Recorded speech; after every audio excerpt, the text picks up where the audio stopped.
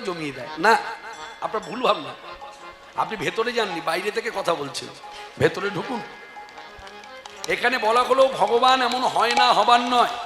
সত্য যুগে ভগবান হিরণ্যকশিপু বধ করেছেন, ত্রেতা যুগে রাবণ কুম্ভকর্ণ বধ করেছেন, দাপর যুগে কংস শিশুপাল অকাসুর বকাসুর বধ করেছেন। একমাত্র ব্যতিক্রম কলিযুগে জগাই মালগাই চপল গোপাল উদ্ধার তো করলেন।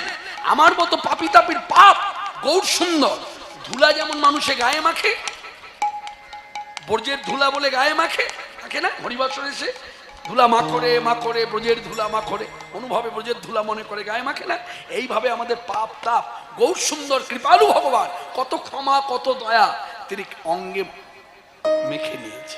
কাজী নজরুল ইসলাম অন্তর্হিত দর্শনের মধ্য দিয়ে দেখে কথাটা লিখেছে।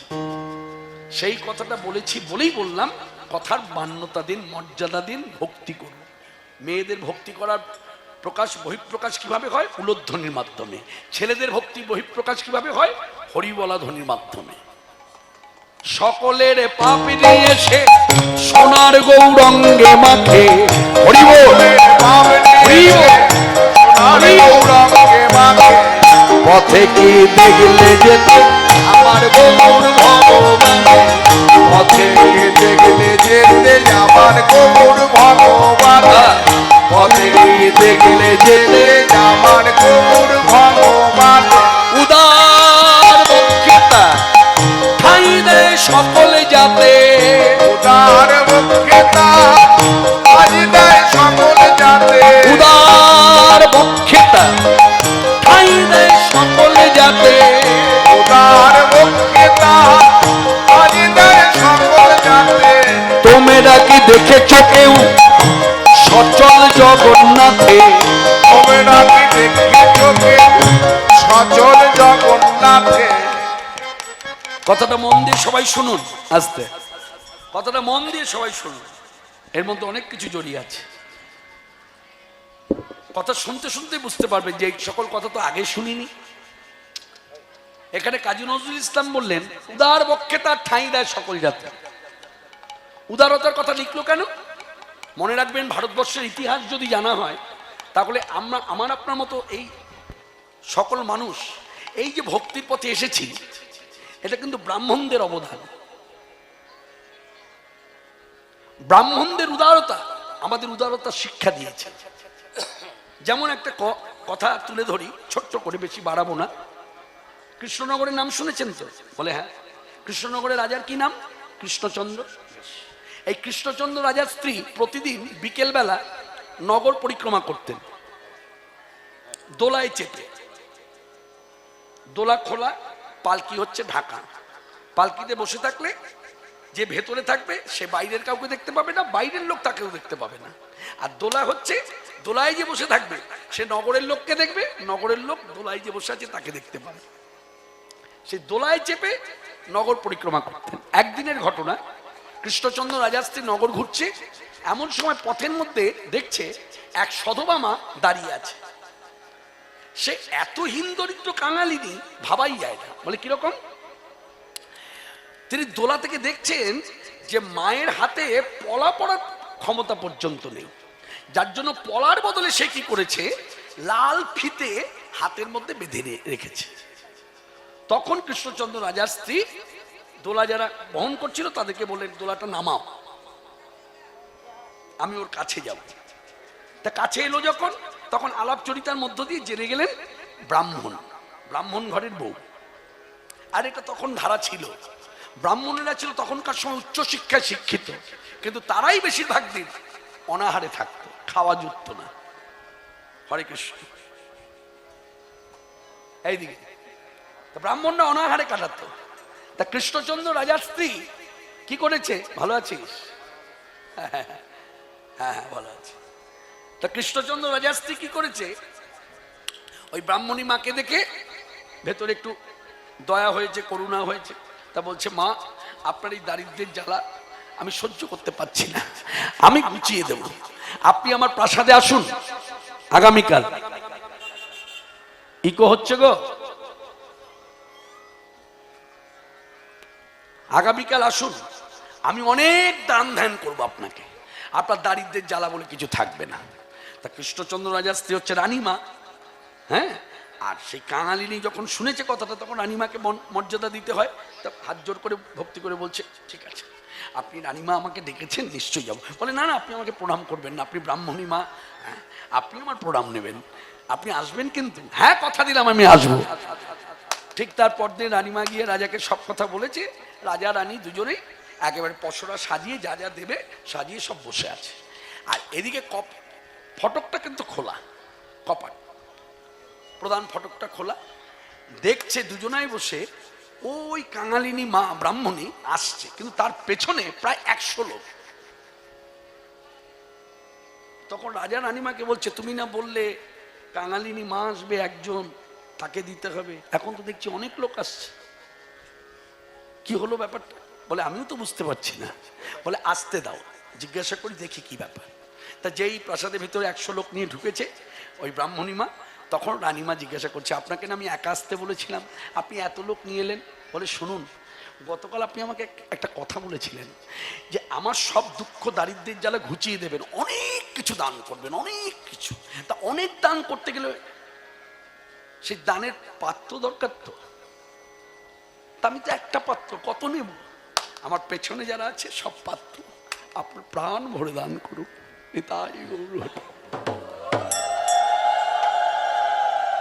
এই যে উদারতা, এই উদারতা শিক্ষা দিয়েছে ব্রাহ্মণ, যার জন্য পরিষ্কার জেনে নিন কে কিভাবে নেবেন কথা আমি জানি না, কথায় দোষ ধরলো তাতেও আমার কিছু যায় আসে না।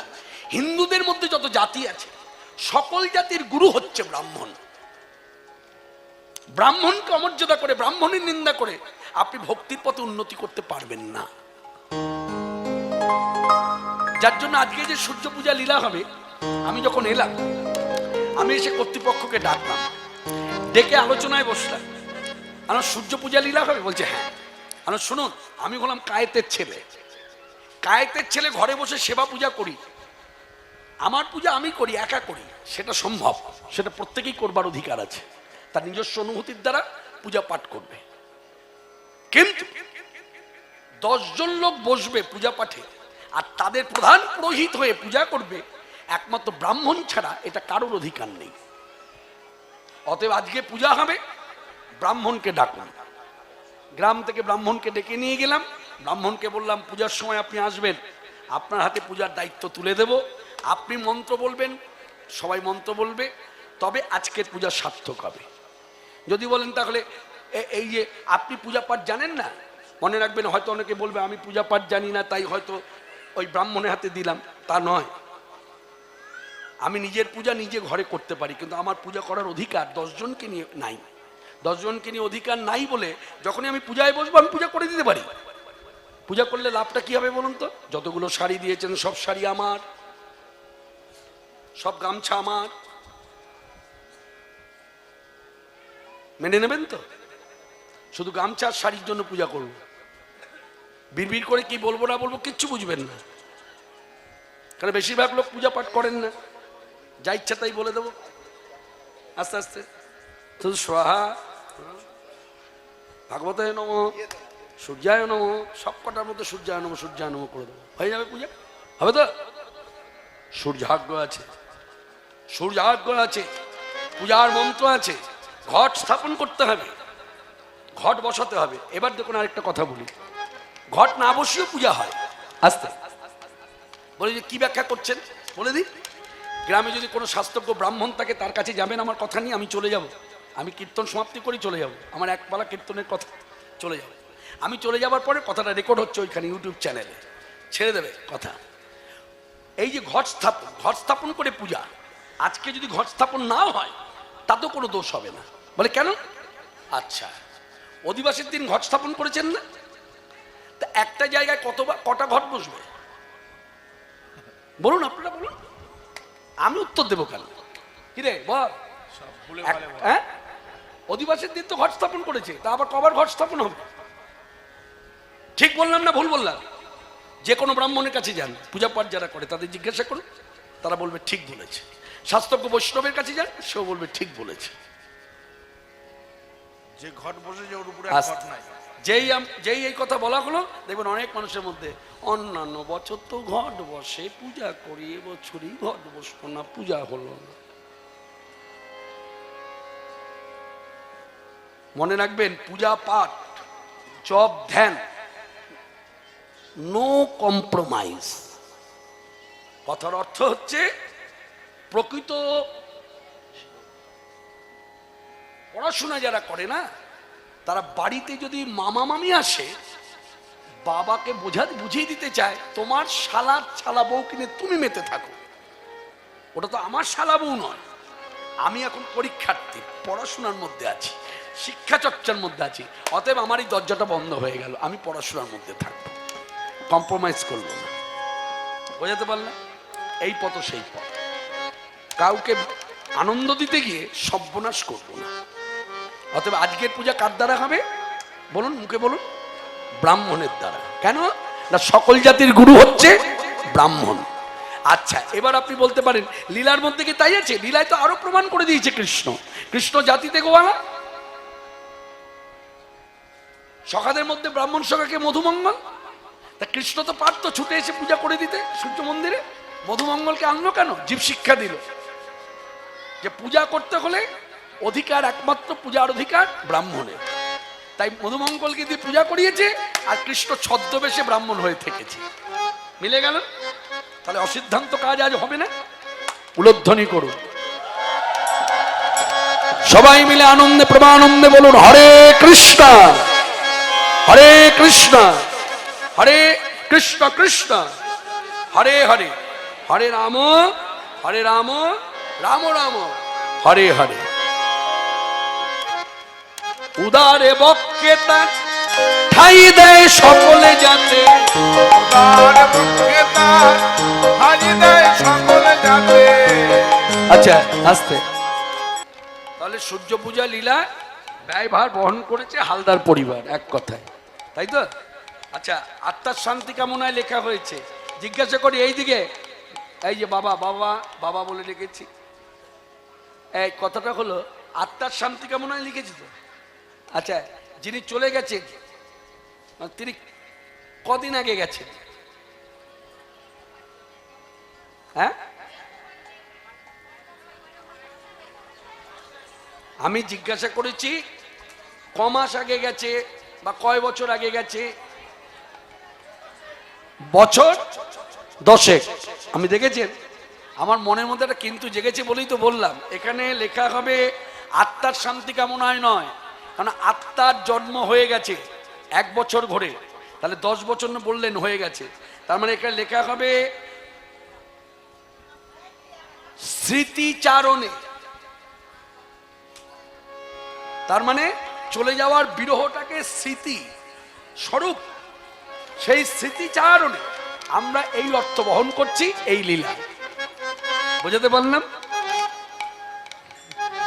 বলে আপনি তো শুরু থেকে শুরু করেছেন শুধু দোষ ধরা দোষ ধরা দোষ।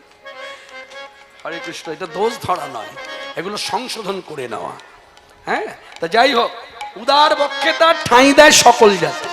তোমরা কি দেখেছো কেউ সচল জগন্নাথে? লিখলো কে? কাজী নজরুল ইসলাম।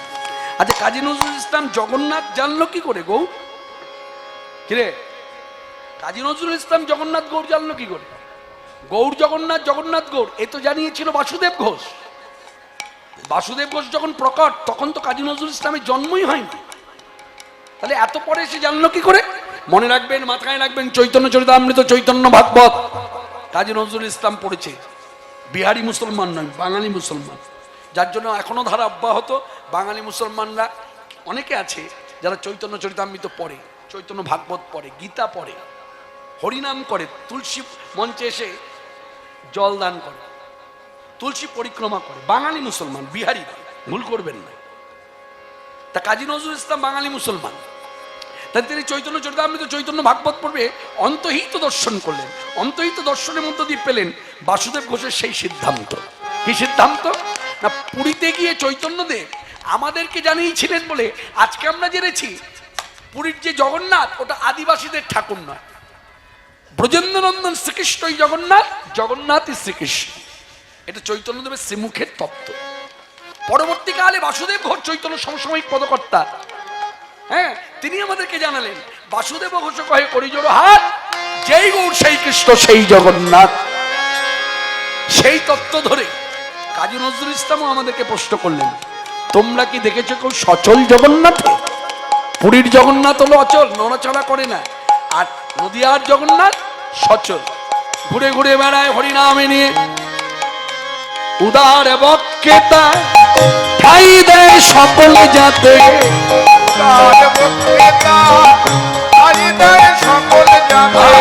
তোমরা কি দেখেছো কেউ সচল জগন্নাথে? তোমরা কি দেখেছো কেউ সচল জগন্নাথে? পথে কি দেখলে যেতে আমার গৌর ভগবানে? পথে কি দেখলে যেতে আমার গৌর ভগবান?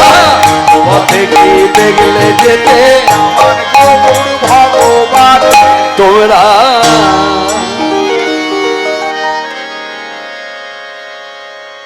এতক্ষণ আমরা তত্ত্ব শুনেছি, এবার আমরা একটু তথ্য শুনবো।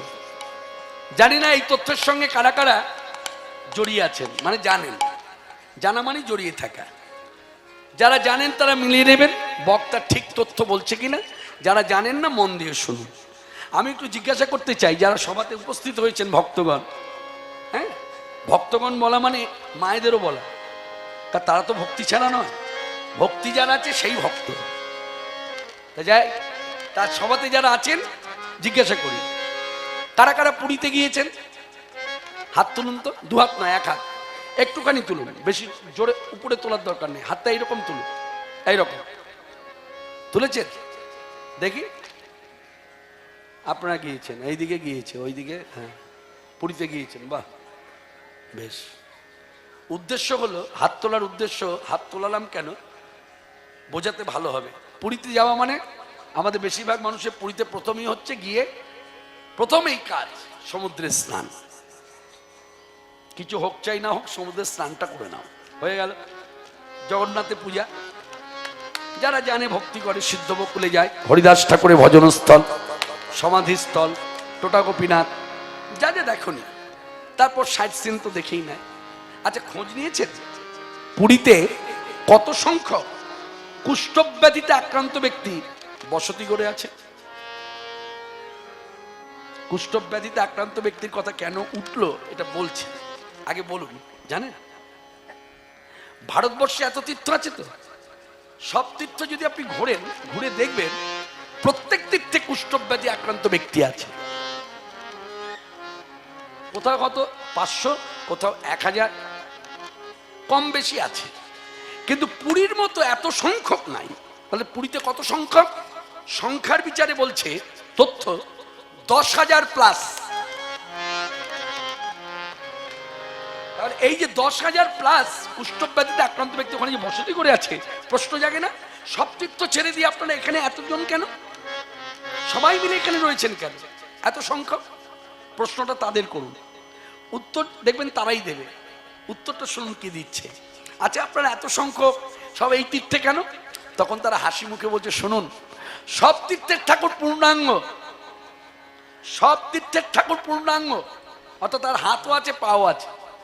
একমাত্র এই তীর্থের ঠাকুর হাত নাই পাও নাই। আর আপনি দেখুন, এই দেখুন, অনেক বছর আগে কুষ্ঠতে আক্রান্ত হয়ে আমার ডান হাতটা খসে গেছে। আমার বন্ধুকে দেখুন, দুটো পা নাই।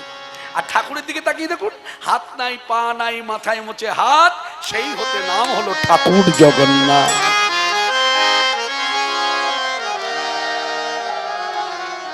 এই কারণে 10,000 প্লাস কুষ্ঠব্যাধিতে আক্রান্ত ব্যক্তি পুরীতে বসতি করে আছে। এই তথ্যের মর্যাদা দিয়ে আমরা ছোট্ট করে জামালি গাইব। মোহন কহে করিয়ারা আধনা ও মোহন কহে দেব করিয়ানা ধনা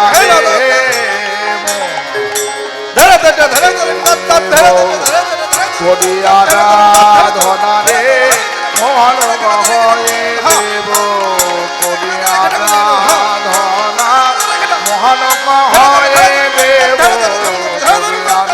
আরাধনা রে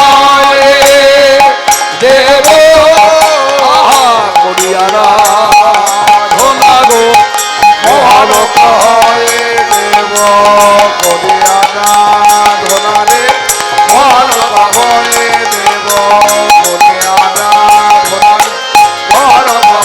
দেব করি আরাধনা রে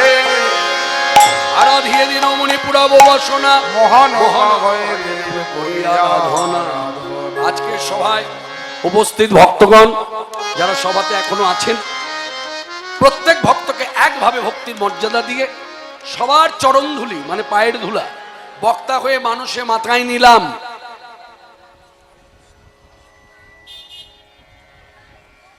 আপনারা জানেন বৃন্দাবনের নিত্যলীলা, এই সময়ে সূর্য পূজা। তাহলে বৃন্দাবন, এখন আমি যদি বক্তা হয়ে আপনাদের কাছে বলি বৃন্দাবনের লীলা যখন আস্বাদন, তাহলে চলুন যাই বৃন্দাবন। সাংঘাতিক অপরাধ, সাংঘাতিক ভুল সিদ্ধান্ত কথা।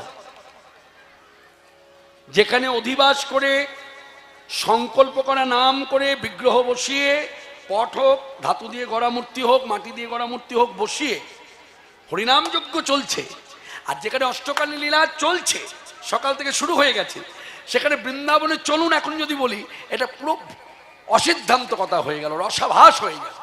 তাহলে কি বলতে হবে? বৃন্দাবনে আমরা বসেই আছি, বৃন্দাবনে কেউ দাঁড়িয়ে আছে, কেউ বৃন্দাবনে এখন হয়তো ঘরে কর্ম করছে, কেউ বা হয়তো কেউ শুয়ে আছে। ব্রজে তো হয় এরকম, কেউ শুয়ে থাকে, সবসময় তো পথে কেউ চলে না। তা এই মতো অবস্থায় বৃন্দাবনে আমরা যারা আছি, আমাদের করণীয় হলো বৃন্দাবনের ভজন হচ্ছে যুগল ভজন। মানে ভাবটা এরকম, ধরুন ভাগ্য বলে কৃষ্ণকে পথের মধ্যে একা পেয়ে গেল কোনো ব্রজবাসী, যদি জিজ্ঞাসা করা হয় আপনার কেমন আনন্দ হলো কৃষ্ণকে একা পেয়ে, বলছে কৃষ্ণকে পেয়ে আনন্দ হয়েছে, আরো অধিক আনন্দ হতো যদি রাধারানীকে সঙ্গে পাওয়া যেত। আবেশ। আবার কেউ হয়তো ভাগ্য বলে কোনো ভাগ্যবতী ব্রজবাসী রাধারানীকে একা পেয়ে গেছে, বলে কেমন আনন্দ হলো, বলে আনন্দ হলো সঙ্গে যদি কৃষ্ণ থাকতো, যুগল দেখে আরো অধিক আনন্দ হতো। তার মানে ব্রজের ধারাটা হচ্ছে, ভজনের ধারাটা হচ্ছে যুগল, কথন যুগল, কীর্তন যুগল, শ্রবণ যুগল। তাই আমরা যুগলে কীর্তন করব, বৈষ্ণব পদাবলী অনুসারে আমরা আনন্দে গাইব ভজমান। মনকে ভজন করতে বলছে, কে বলছে? বৈষ্ণব মহাজনী পদ পদকর্তা আমাকেও বলছে, বক্তাকেও বলছে, কেন বক্তা জীব নিত্য কৃষ্ণদাস। তাই ভজমান রাধে গোবিন্দ গোপাল, ভজমান রাধে গোবিন্দ গোপাল, ভজমান রাধে গোবিন্দ গোপাল, ভজমান রাধে গোবিন্দ গোপাল, ভজমান রাধে গোবিন্দ গোপাল, ভজমান রাধে গোবিন্দ গোপাল, ভজমান রাধে গোবিন্দ গোপাল, ভজমান রাধে গোবিন্দ গোপাল, ভজমান রাধে গোবিন্দ গোপাল, ভজমান রাধে গিরি বড়ধারী কুঞ্জ বিহারী, গিরি বড়ধারী কুঞ্জ বিহারী, ব্রজ জীবন নন্দলাল, ভজমান রাধে গোবিন্দ গোপাল। উল্লেখ্য ভজমান রাধে গোবিন্দ গোপাল, ভজমান রাধে গোবিন্দ গোপাল। আস্তে একটা কথা জিজ্ঞেস, কি নাম আপনার? বিবাহিত? তো মালা পরিয়েছিলেন তো, আবার মালা পরাবেন?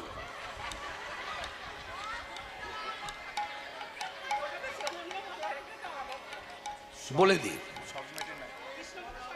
না না না না, এটা ডিসিপ্লিন, এটা নিয়ম। মেয়েরা যখন কীর্তন করবে মেয়েরা মালা পরাবে, ছেলেরা যখন কীর্তন করবে ছেলেরা ছেলেদেরকে মালা পরাবে। এবার দেখা গেল ছেলেরা কীর্তন করছে, মেয়েরা মালা পরাতে এসেছে। নিয়ম কি? আইন আছে, আইনের ফাঁক আছে, মালা নিয়ে তো আর ফেরত যাওয়া যায় না। এই মালা দেবেন কিন্তু গলায় না, আমি হাত পেতে ভিক্ষা করব, আপনি আমার হাতে দেবেন। দেখ,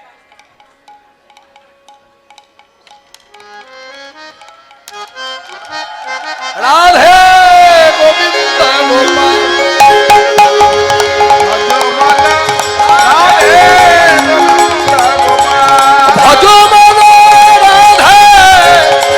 গোবিন্দ গোপাল, ভজমান রাধে গোবিন্দ গোপাল, ভজমান রাধে গোবিন্দ গোপাল, গিরিবরধারী কুঞ্জ বিহারী, গিরিবরধারী কুঞ্জ বিহারে, ব্রজ জীবন নন্দলাল, ভজমন রাধে গোবিন্দ গোপাল, ভজমান রাধে গোবিন্দ গোপাল, ভজমন রাধে গোবিন্দ গোপাল,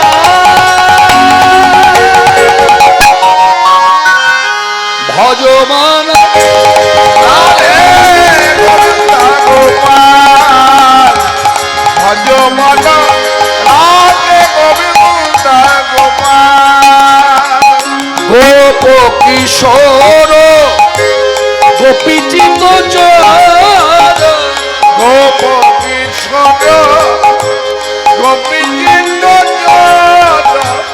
গোপ কৃষ্ণ গোপীচিত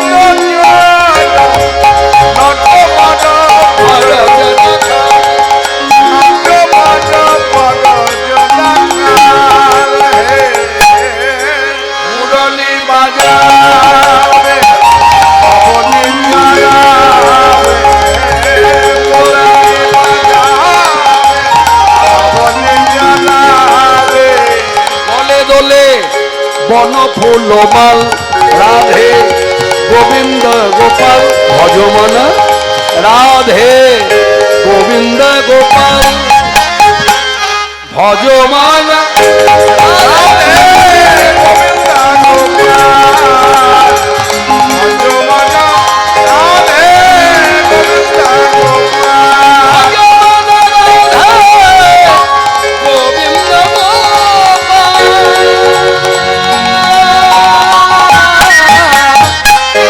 ভজমান রাধে গোবিন্দ গোপাল, ভজমান রাধে গোবিন্দ গোপাল, দ্বারকাধীশ জয় জয়,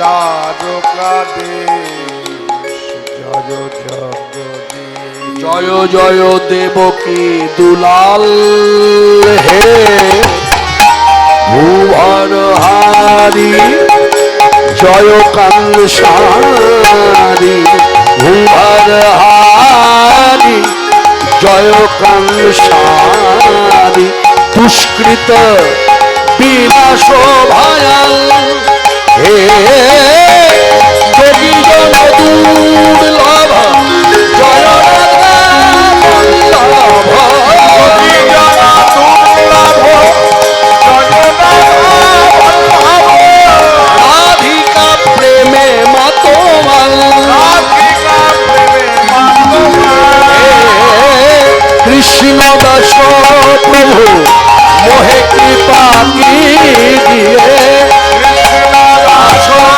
প্রভু কৃপা পাগে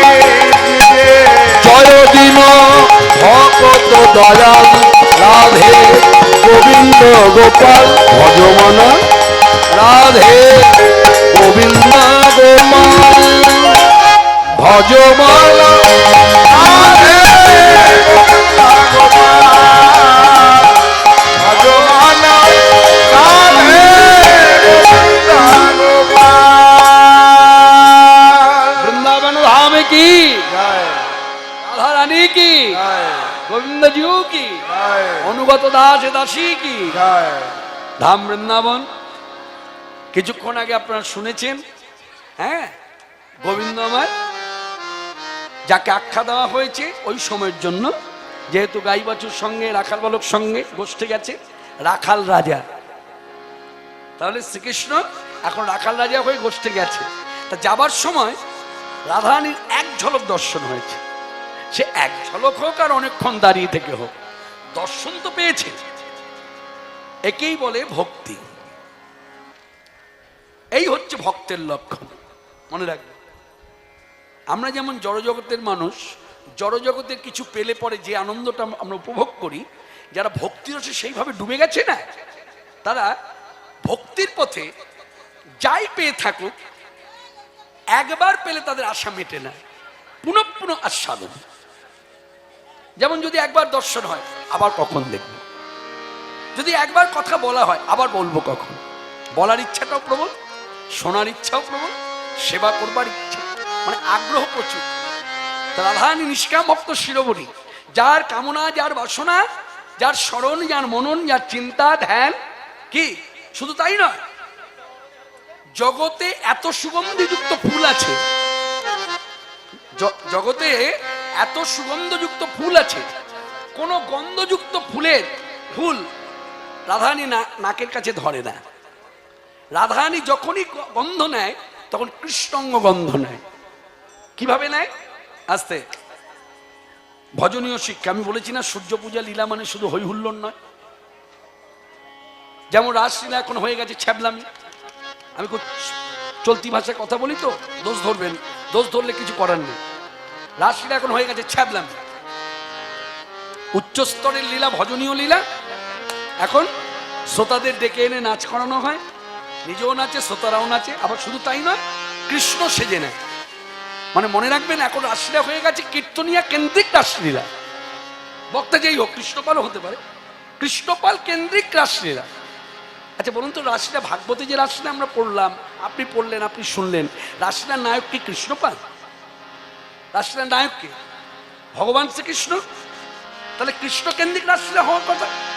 সেখানে কৃষ্ণ কেন্দ্রিক রাসলীলা নয়, যে বক্তা রাসলীলা পরিবেশন করবে সে বক্তা কেন্দ্রিক রাসলীলা।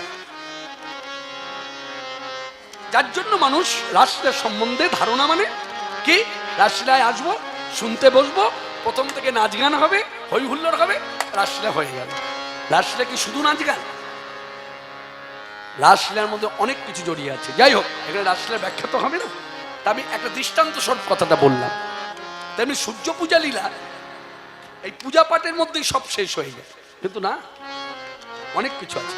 যেমন আজকের যে সিদ্ধান্ত স্বরূপ আমরা সূর্য পূজা লীলা আস্বাদন করব, বৈষ্ণবীয় মহাজনীর সিদ্ধান্ত অনুযায়ী। কোন মহাজন? পদকর্তার নাম হচ্ছে উদ্ধব দাস।